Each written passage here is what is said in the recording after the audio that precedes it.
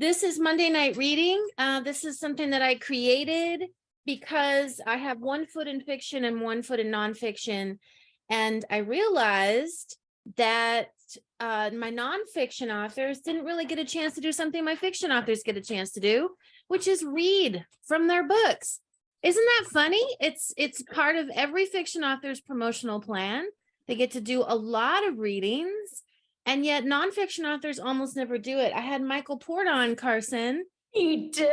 Oh, and he said he had never once been asked to do it.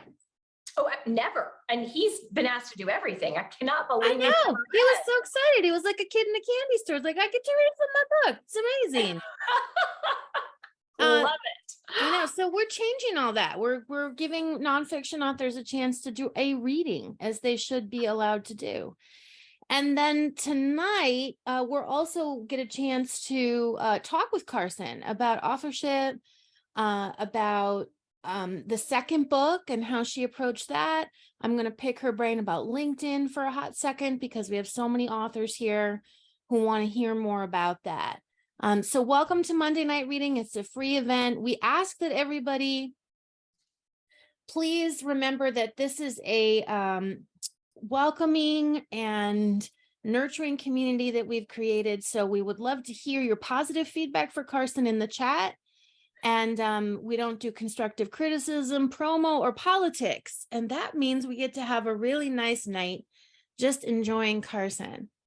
We will have time for some Q&A, I think. So if you do end up with some questions, we can hit Carson up. And I know Laura's going to do you're going to do the bio, right, Laura?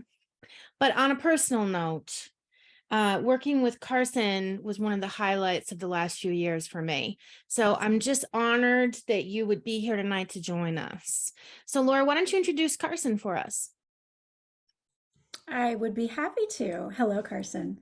Hey, Laura. So Carson Tate, aside from being a very skilled runner, that's a little inside joke for she and I. She is an internationally renowned expert on workplace productivity and the creator of the Working Smarter, Not Harder, and Harness the Productive Power of Your Brain productivity systems. A dynamic teacher and coach, Carson is known for igniting personal transformation through her simple, efficient, and powerful actionable strategies and tools. As well, Carson serves as a consultant, coach, and trainer to executives at Fortune 500 companies, including, but not limited to, Deloitte, Wells Fargo, and Coca-Cola. Now, her views have been included in top-tier business media, including Bloomberg Businessweek, CBS Money Watch, Fast Company, Forbes, the New York Times, Shape, USA Today, Working Mother, Levo League, and more. Prior to starting Working Simply, Carson worked in human resources and sales functions with Fortune 200 firms. Carson holds a BA in psychology from Washington and Lee University, a master's in organization development, and a coaching certificate from the McColl School of Business at Queen's University.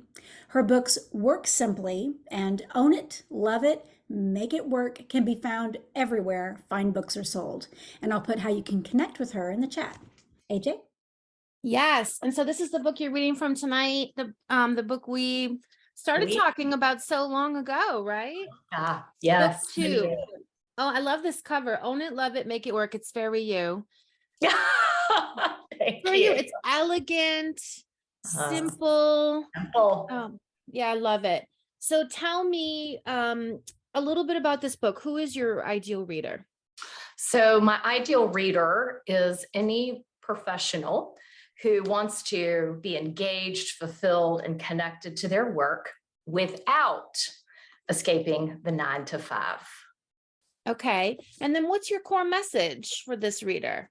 My core message is that you do not have to escape your work to find fulfillment and engagement at work.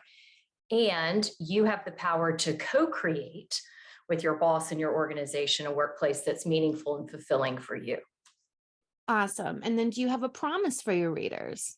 I do. My promise is that they will know the 5 strategies and the tools that they need to create a fulfilling, engaging work experience. See how she just says that? See how she knows it inside and out? I love it. Carson, let's cue up. What are we going to read for us today? Yeah, so we are going to read the beginning of my book. It's chapter 1. I'm going to read the first 10 pages that I think maybe some of you can resonate with. And I'm going to put on my glasses so I can see it. All right. Warning, going to sleep on Sunday will cause Monday. Please note that staying awake all night does not prevent Monday. There is no cure. I hated my job. I spent all day on the phone making cold sales calls. People hung up on me. People screamed at me. I was called a variety of unpleasant, unkind names. Throughout the workday, my boss, George, would stand behind my small, windowless gray cubicle and read my emails or listen to me as I made sales calls. George made insensitive and inept Michael Scott from The Office look like an effective manager. One Thursday afternoon, I didn't feel well and left the office at 4 p.m. At 4:30 p.m., our home telephone rang. My husband, Andrew, answered. Hi, this is George Smith. Is Carson there? Yes, she's here. Can I talk to her? Well, she's in bed, Andrew said. Is this urgent? No, it's not really urgent. I wasn't sure if she was actually sick or just wanted to leave work early today. Well, that's it, I guess. Thanks. Stunned, Andrew hung up the phone. This was micromanagement on overdrive. All employees were allowed precisely 1 hour for lunch. When a few of my teammates and I arrived 7 minutes late after a birthday party lunch celebration, George instituted a check-in, check-out system. Each time you left the building, you were required to write your name and the time you left the office on the clipboard posted by the front door. When you returned, you signed back in with your name and the time you returned to the office. At 25, I was back in elementary school where I needed a hall pass to go to the bathroom. My job was wretched. I had an abysmal boss. I was disgruntled and unhappy. Each day, I asked myself, do I quit? Do I stay and be miserable? Or do I escape and become a camp counselor? As you dread the thought of another day spent at work, maybe you, like me, only see 3 options or doors to escape your misery. Door number 1, you quit and you get a new job. Door number 2, you stay and suffer. Door number 3, you escape the 9 to 5 to go eat, pray, love, and become an organic lavender farmer in the south of France. On the days when I wanted to walk through number 3 and escape, I imagined telling George to take this job and shove it. I would gaze at my computer screen and dream of being a summer camp counselor at Camp Elahi in Brevard, North Carolina. I'd spend my days in the warm sunshine and cool mountain air lifeguarding on the lake. I didn't have to listen to incensed, screaming adults, only happy girls having fun. Best of all, there was not a micromanager boss in sight. I took my escape plan so far as to investigate full-time positions at Camp Elahi for me and job opportunities in Brevard for my husband, Andrew. To my dismay, there were no full-time camp positions for me and job opportunities in Brevard for my husband, Andrew. However, for about 6 months, my getaway dream was a ray of light guaranteed to make me smile when I wanted to either scream or cry. Over the years, my pipe dream has evolved from summer camp counselor to professional nail polish namer. I imagined myself drinking wine with girlfriends as we tried on polish colors and brainstormed funny nail polish names like Party on the Beach, Miss Independent, or Today I Accomplished Nothing. No bad bosses, irate clients, or mind-numbing work, just days of wine, laughter, and colorful toenails. I think we all have some version of the take this job and shove it daydream. Maybe it's silly like mine, incredibly far-fetched, or maybe it's the escape of retirement. A carefree life of travel, tennis, and golf with friends, or sipping tea on a veranda with a picturesque mountain view. Deep down, you and I both know that our escape fantasies are just that. Daydreams that make us smile and forget the grind for a while, but probably won't lead to lasting happiness. Work has benefits beyond a paycheck. It can be a source of meaning, fulfillment, connection, and contribution. Escaping 9 to 5 is not your only option for joy and professional gratification. And really, why would you completely abandon your career, give up your training, education, and experiences, all of which are incredibly valuable, to go find your joy elsewhere? Even people who play the lottery aren't any happier after winning millions of dollars. And what guarantee do you have that your next job or your next boss will be any better than your current one? There is another option. You. It's time to own your power and the relationship that you have with your employer, so you can turn any job into your dream job. AJ, how are we doing on time? Okay. It takes two, the employer-employee social contract. It's 8:17 a.m. Monday morning. You glance around your office and a few bleary eyes, frowns, and yawns are all you can see. And "Is it Friday yet?" poster hangs on your teammate's cubicle wall. As you turn on your computer, you think, only 8 hours and 43 minutes to go. You are not alone. Disengagement and discontentment consume our workplaces. Only 34% of the workplace is engaged. The current approach to address the disengagement epidemic are clearly not working. Well, that's the typo, is clearly not working. Why? Because the solutions have been mostly employer-centric and one-sided. The solutions have not acknowledged that it takes two to change a relationship, your employer and you. The relationship you have with your employer is a social contract. And as a social contract, both parties have expectations of the other party.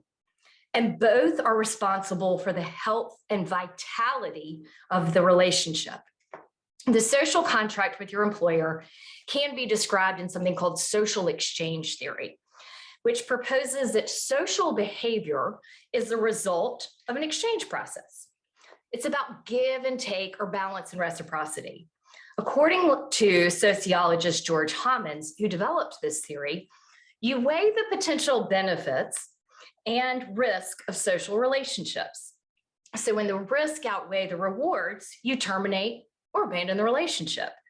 You've done this if you've ever quit your job, or if you've come to work, but not really at work, AKA quiet quitting, or fully engaged in your work. Your body might be at your desk, but your heart and mind are elsewhere. Now, you and I both know that relationships are made up of a certain amount of give and take, but this does not mean that our relationships are always equal.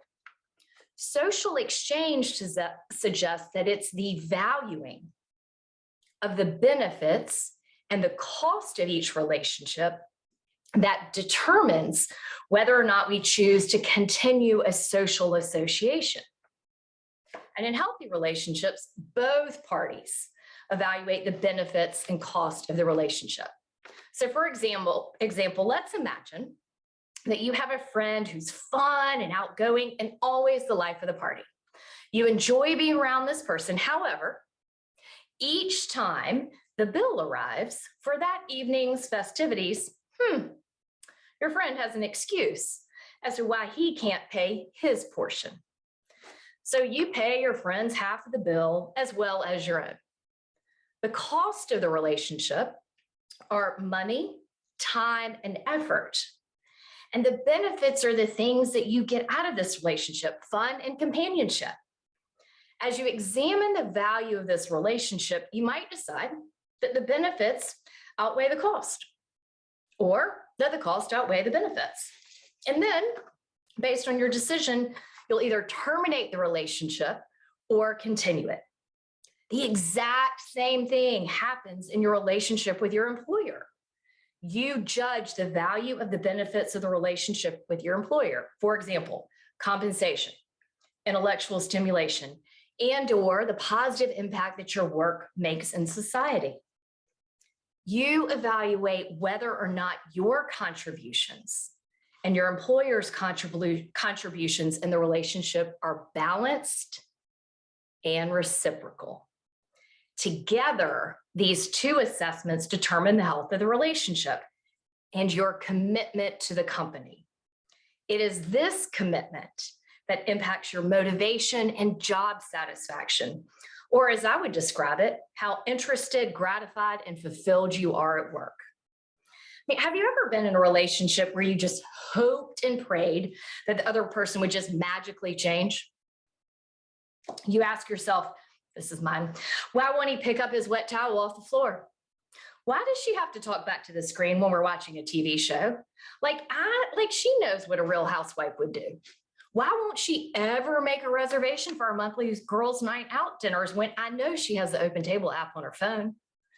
In the most successful relationships, people recognize that the only person they can change is themselves. And if they want the relationship to change, then the change starts first with them. Your relationship with your employer works the same way. It's time to stop waiting, hoping, or praying for your employer to fix the way you're working. Change starts with you. Of course, I understand. Oh, y'all tell me when to stop on the time. Of course, I understand that change is hard. I get it. It's scary. You might be thinking, I have bills to pay and people who depend on me. I can't go to my boss and try to make a change. Or you don't know my manager or the company I work for. Maybe you're asking yourself, will they question my commitment, my work ethic? Or if I try to make a change, will this jeopardize my career and destroy everything that I've worked for? I'd like you to consider a different question.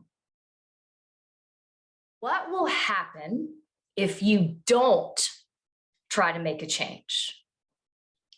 More of the Sunday night scaries, dreading the thought of Monday morning, more headaches, colds, and sick days, more counting down the days until the weekend, more sleepless nights as you despair, as you lie in your bed wondering, is this all there is? So what's possible if you do identify and make the changes that you need to be inspired, content, and fulfilled at work? What's possible for you if you do own your career, love your work, and make your job work for you? Joining a company does not mean abdicating your personal power. You can change the dynamic of the relationship with your employer. You have skills, experiences, and abilities that are vital and meaningful to your employer. You are the engine that fuels your organization's growth. Neither your boss nor your company has all the power in the relationship. You have an equal and powerful voice. You can be and are the catalyst for change in your life. It's up to you to identify what you need to be more satisfied, stimulated, and joyful at work. It's only then that you will be able to successfully enter into a balanced, reciprocal relationship with your employer. Door number 4, done. Keep going. Time. I need words versus hand signals. I think I'm supposed to keep going. Okay. Until Laura gives me this cut sign. Okay. Door number 4. Uh-oh. I don't know if AJ has power anymore. Can she not unmute herself? No. Okay. We're working on it. We have a dead mouse. Technical mouse, not an actual. That's great. Okay, while we're working on that, I'll read you one more paragraph. Yes, excellent. Okay, I'm gonna read you a few more paragraphs until they do like this for me. And then now that we've gotten the sign language down, we're all on the same page. Okay, we're good now. Okay, here we go. Door number 4, the path of possibility and choice. Dreading another week of cold sales calls and dealing with my ineffective boss, George, I believed that I only had 3 exit doors: quit, stay, and suffer, or escape. Out of desperation, because none of these options were viable for me, I called my college cross-country coach, Coach Phimister, late one Sunday afternoon for guidance. He had provided wise counsel over the years, and I hoped he might have a different perspective on my miserable job. Carson, he asked me in his raspy Midwestern accented voice, in the middle of a cross-country race, do you have the power to change the race course? Of course not, I replied. Right, the race course is fixed, Coach said. Just because you don't want to run uphill to the finish line doesn't mean that you can change the course. He continued, do you remember what I told you before regionals your senior year? The only thing you can change during a race is you. Your mindset, your stride, your breathing, and your self-talk. This is your power. This is how you win races. And I would suggest this is also how you win in life. So what can you change about your job? Coach Phimister reacquainted me with the power of choice. I had the power to choose my response to people and situations, because even when I did not feel like I had any control, I always had control over myself.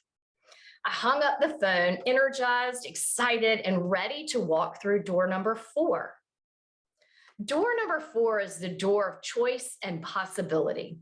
This is the door where you don't have to quit your job and completely give up your training, education, and hard work, and the investment you've made in your career, all of which are incredibly valuable, to go find your joy and fulfillment elsewhere.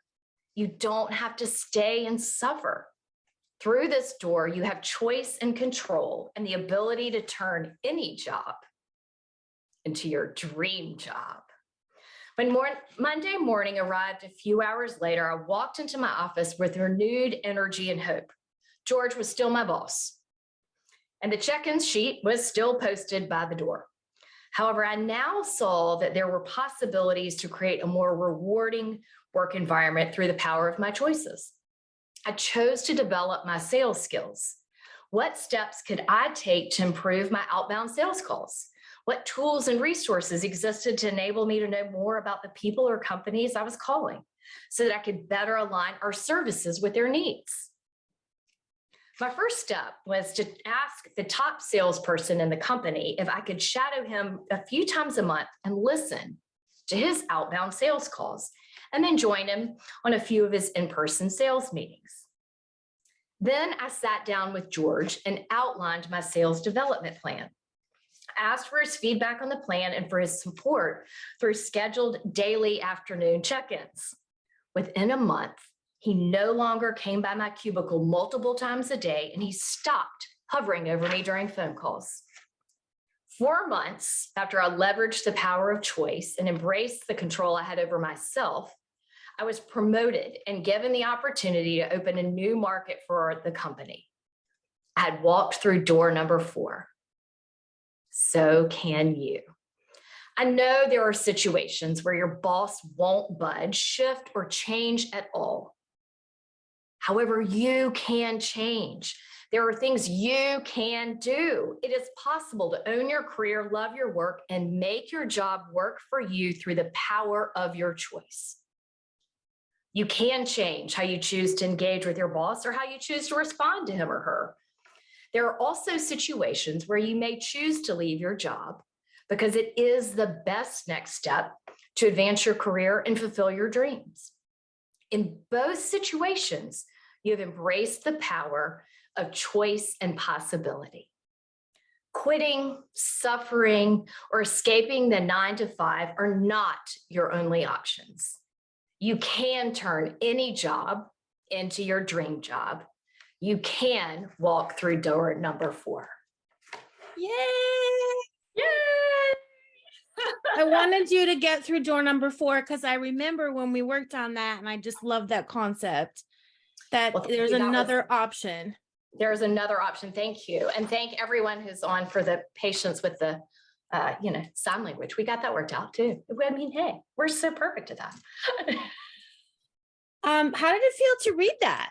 How did that feel? I mean, did you do an audiobook? So you already read it, but how did it feel to do a reading? It felt really good. And I have to just say thank you to all the smiling faces and the thumbs up and the nice comments that were popping up. So thank you. The affirmation was great. And just to see the lines that resonated with people was super cool. Yeah, good. I'm so glad. It's Thank you. interesting to hear how authors feel when they do this, because it's one thing to sit in a studio and read an audiobook. It's another thing to have a room full of people, and this is, a Zoom room, but yeah, it's a special thing. So tell me, this is something I always ask authors at Monday Night Reading. What's the change you want to see in the world because this book is in it? One, I want folks to remember they have agency, so choice and control, and that ultimately you are not a victim or you are stuck, that you really do have that power to co-create with your boss and with your organization a work environment that's fulfilling for you and also advances the company's goals. And I've thought about you a lot over the last. I mean, we started talking about this book when you were working on the speech. Yes. And COVID had just started, I believe, when we were doing some deeper work. But then there was all this great resignation and everybody changing. And I thought about you so much. What does Carson think of all this? I feel like your book was right on time. So can you share a little bit about what you're seeing and how your book is helping people to make these important decisions? So I'm seeing exactly what everyone else is saying. I mean, the folks are still resigning in droves. And I think it is fascinating that we have a new term for disengagement, which is quiet quitting. Now, I do think there are two facets of it. I do think that there is the disengagement of the work itself is miserable. You might have a George in your life, or I also think there's a subset of the population that's also quiet quitting more around boundaries. Like maybe what happened is that bleed, maybe many of us experienced, I know this happened with me with COVID, we were kind of work bled into all aspects of our life. And my sense is some folks are, which I fully support, creating boundaries that work for them and their health and their well-being. And what I think is interesting is there's now data coming back around the great resignation. There's this boomerang effect that's happening. So folks boomerang out, maybe they got X percentage more money, but guess what? There was a George asshole over there too. Let me go back to what I know. At least I know this one. And so I think the book is resonating with, let's see where you are. What's your piece of the action? Clarity around what you need to be engaged. And let's not run from a job. Let's run towards one. Or where we are, create something that's really sustainable for us. Yeah, I love that. I love your message so much, and I know you believe in it. So let's talk a little bit about, and everybody, if you have a question for Carson, now's the time to put it in the chat. And put it in the Q&A, please. Oh, sorry, the Q&A, unless you're a panelist, so you can try the chat if you've been chatting, that would be fine. So Carson, you wrote another book called Work Simply. And by the way, I've seen some people saying, I need this book. So Laura, if you can we already put the link in one time, but we'll put it in again. And then also, Carson has a first book, Work Simply. So tell me a little bit about what you wanted to do differently for book number 2 and how it felt to start a second book. I'm going to answer the first question. How did it feel to start a second book? Oh, you just fill in every expletive, and here we go with a blank piece of paper again. Yeah. And all that, completely overwhelming. And AJ, you make the writing process so simple in that there's a process and there's a structure and community. And one of my favorite tips that worked really well for me was the timer game, where you set your timer. It's like, how many words can I get on the piece of paper? I love that, because then it's not blank anymore, right? I got something. That is something that suits you. Yeah, you totally know that suits me. And I love it. I'm like, can I beat the clock with words? And, if there's a good sentence or two in there, we'll take it. It was different in the sense that my first book, the tone of it, I think, is much more academic. It's a little bit, this is my word, I think it's a little more sterile or cold. And in the second book, I feel like the message was strong. And if people are suffering at work, I wanted to strike the tone of kind of warmth. You've got this. If we can find a little humor in the process, because what I'm asking my readers to do isn't easy. It works. It always works, but it's not easy. So if there's some warmth, encouragement, and a little humor along the way, then I think that's important. And you made that happen. Oh, well, you made that happen. Tell me a little bit about how you feel differently about this second book, because I have this theory, and it's actually not even really a theory. It's based on 20 years of observing it. Second books for authors are usually a torturous experience. So it's like the second book slump. And if it was the first book was successful, it's worse. So did you feel that at all? Or you're very organized, you're very practical. I think you're an inherently positive person. So I didn't see a ton of stress, but I'm just curious. Did you feel any of that? I definitely did. It's I knew that it was going to get harder and harder. And then I put tremendous pressure on myself in terms of numbers, right? So, with my publisher, am I going to hit my numbers? Are we going to sell books? Am I going to get the social media platform? Are we going to get the outlets, the outlets we want from a press perspective? So my type A performance inner critic was really chirping on that. I felt, AJ, with you and the community so supported in the process that I don't think I hit that slump, because I felt like every time it got hard, there was somebody, you were there, Laura was there, our community was there. But the pressure to perform and have the book perform, I felt that one. Yeah, it's hard, right?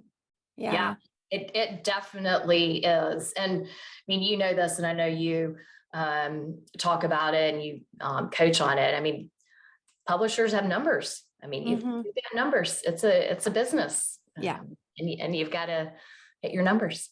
Yeah. Well, so let's talk a little bit about, I've been wanting to ask you on behalf of other authors about LinkedIn, because when I first met you, you said, I just doubled down on LinkedIn and stayed in that lane to build that up. Can you talk a little bit about that? Because, authors feel the pressure to have strong social followings, but feel like they have to have them everywhere.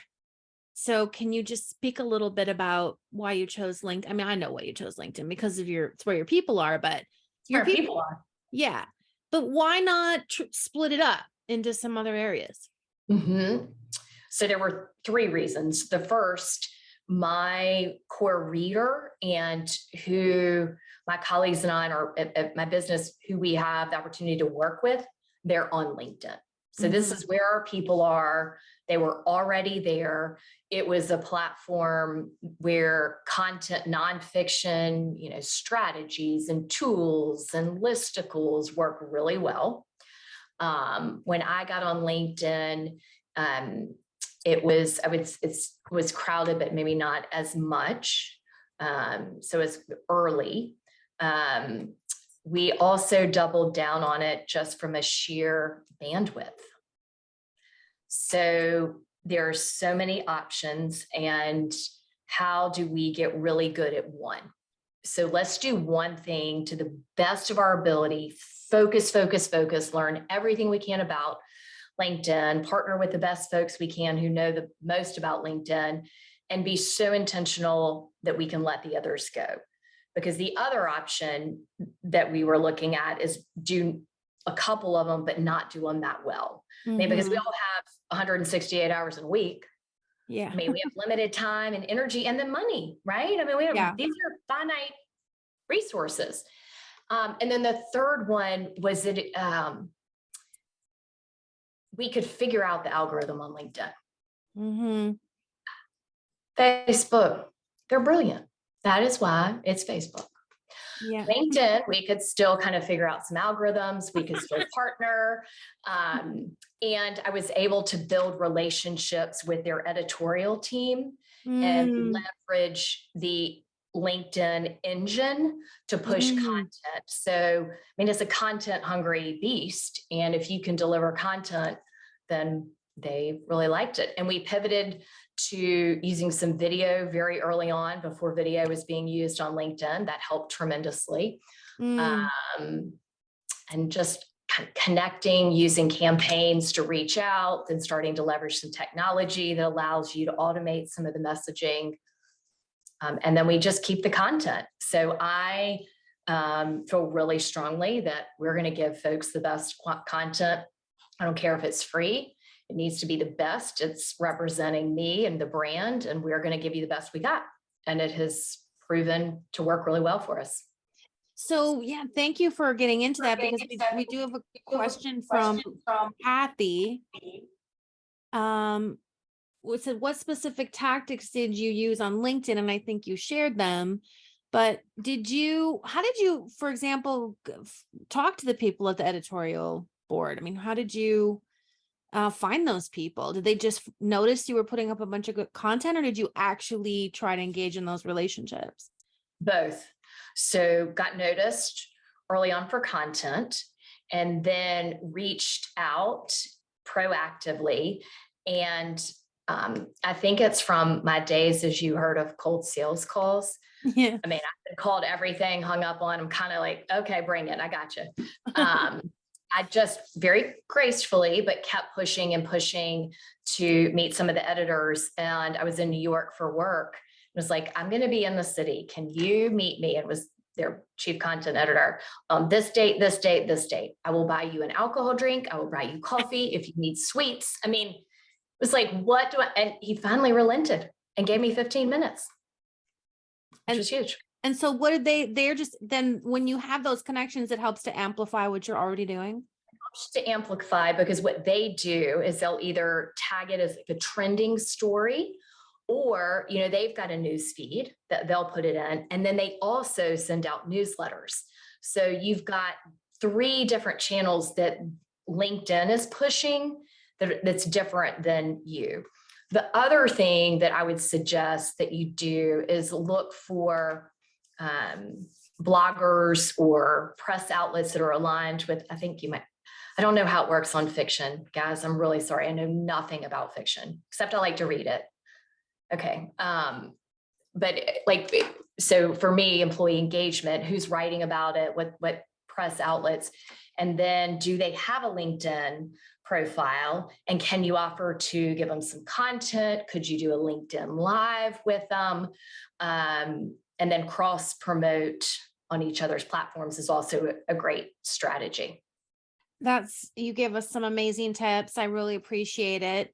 Authors, as you know, get real bogged down in working on the book, and so it becomes overwhelming. You already had a following on LinkedIn when you started book 2. How about book 1? Were you still working on that following at that time? That was totally in the build mode. And that AJ is when, and guess where the guy that I cold called, he now works for the Wall Street Journal. And don't think I haven't been in his inbox recently. Yeah. I've got something to say about the quiet quitting. But so that was early on in the in building when I reached out to him, and still this was in earlier days. So my first book came out in 2015. You know, 7 years is a long time in social media, and it was still the time where Chip, I got to him and needed content, and putting it in the feed helped tremendously grow those numbers. But Awesome. I would challenge folks to play with that LinkedIn Live because it's super fun. You get to talk to folks, you record it, and it's content that's still somewhat fresh on LinkedIn. And then you've got fun video that you can put on your website. You know, you can put a link in your newsletter. And it's super fun, I think, to talk to other experts in your field, or I don't know, maybe other author or something. So thank you. Great advice. I have a question from Trisha Tim. What types of numbers do publishers expect from you? So this changes all the time, Trisha. Maybe you can answer what numbers your publishers expected from you.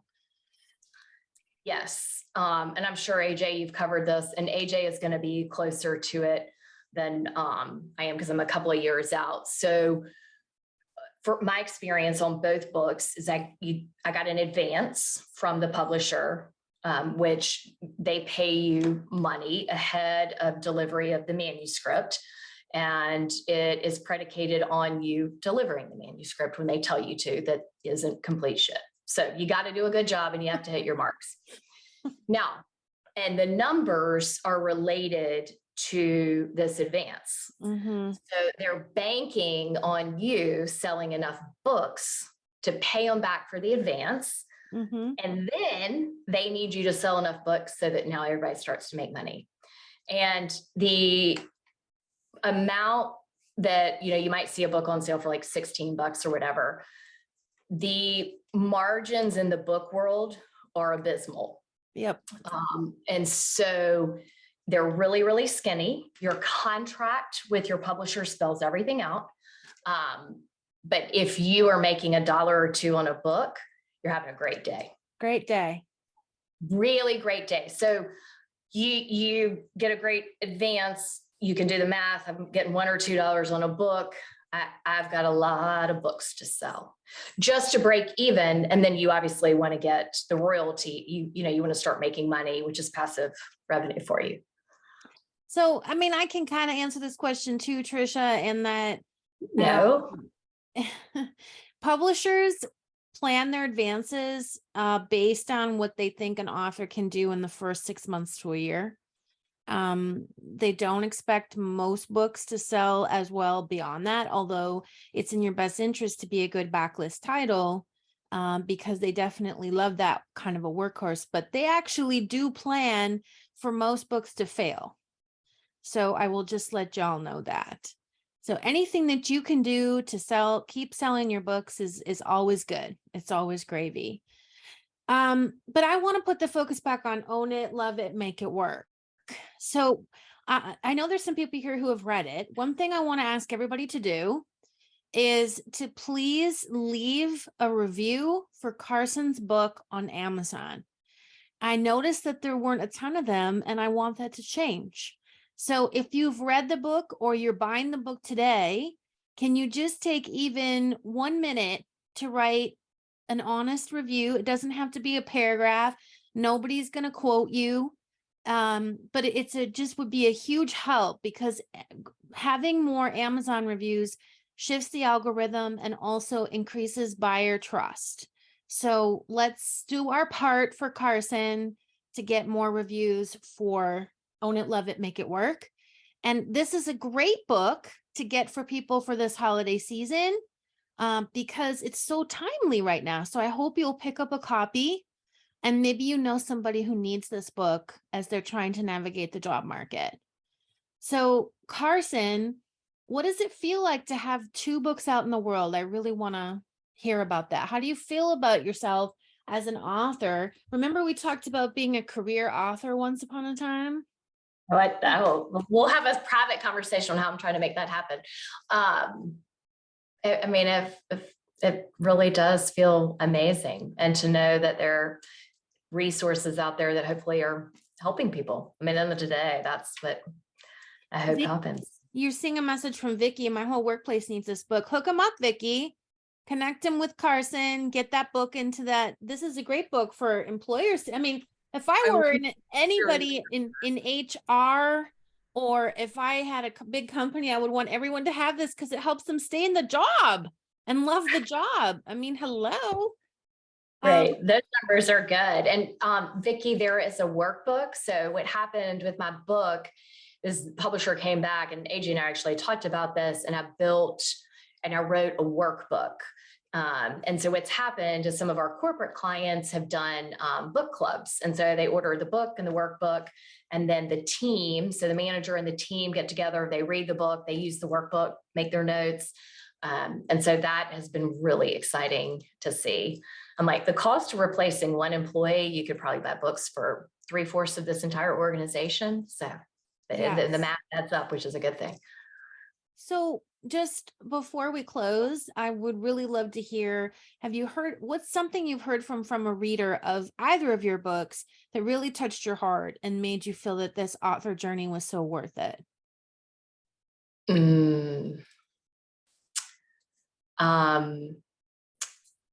For my first book on productivity, I had a working mom that reached out to me via email, and she told me that it was the first weekend that she had not worked, and that she took her son swimming at the pool, and she didn't have her phone with her, and that he was like, "Mom, I'm so glad to be something like swimming with you and have time with you." And I was like, I mean, that touched my heart on the first book. And the second one, I had a reader email me and say that this book came at exactly the right time, that she was just didn't know what to do, felt trapped, and felt like she didn't have any options. And now she saw an option for herself. So that also felt really. You're part of the reason this kid got to have a great swim with his mom. I mean, why? That's the best. That's the best. Well, she did the work, right? So the awesome thing is that they're reading it and taking action. I mean, that's so powerful. I didn't do it. She did it. I know, but it's what you inspired. Yeah. It's so great. It's what I love about books. And there's so many lives you're changing. You don't know anything about them because they are not inclined to contact you, as so many readers are not. And I'm so incredibly proud of you for writing this book. And I have to tell everybody here, just put Carson on the spot a little bit.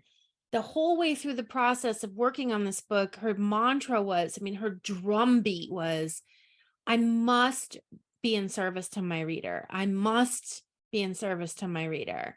And she just worked her tush off for this book. So I hope, again, click on the chat to get your own copy of it, to leave a review for Carson and support her in this book. Carson, thank you so much. I know you're busy. I know you have your family, and we really appreciate you coming to Monday Night Reading. Thank you for the invitation, and thank you all who are here, because your time is so precious. And it was just a gift to be able to read it aloud. And hey, Bessie, thanks for the shout out and my review the first time. So appreciate that. Thank you. Thank you. So thank you, guys. So everybody here, this is our next Monday Night Reading will be in January, and we'll send some info about that. We hope you have a lovely holiday season. We'll send also an email out when this video is up on YouTube. So you can, if you want to share it with anybody, we love that. If you want to watch it again. Thanks everybody for coming. Thank you again, Carson. Thanks. Thank you, guys. Good night, everyone. Thank you.